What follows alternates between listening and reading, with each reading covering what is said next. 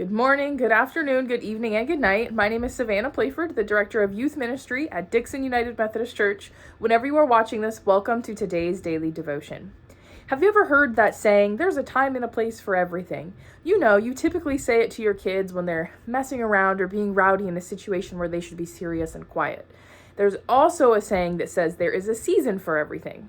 We are currently in the season of spring, which is usually the time for growth, healing, and a time to move forward with new beginnings. Think about it. Many plants are now sprouting and having new life. Many animals are now having their offspring. There are many graduations happening at this time. Individuals are moving forward onto the next season of their lives.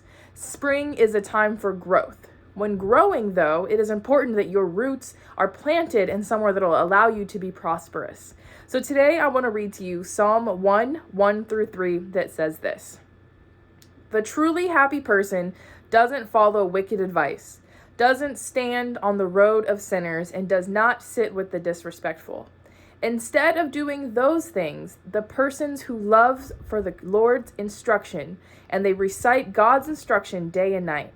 They are like a tree replanted by a stream of water, which bears fruit at just the right time, and whose leaves don't fade. Whatever they do succeeds." You see, happiness does not come from when we are planting our roots wherever we want.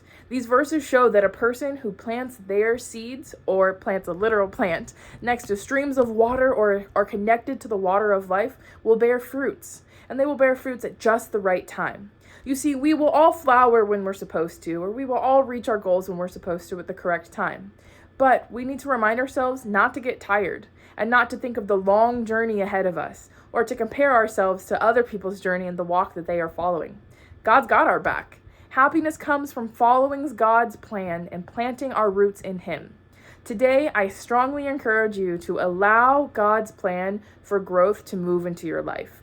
Take time to reflect and to pray on His words and reflect on what you can do to continue to grow during this season.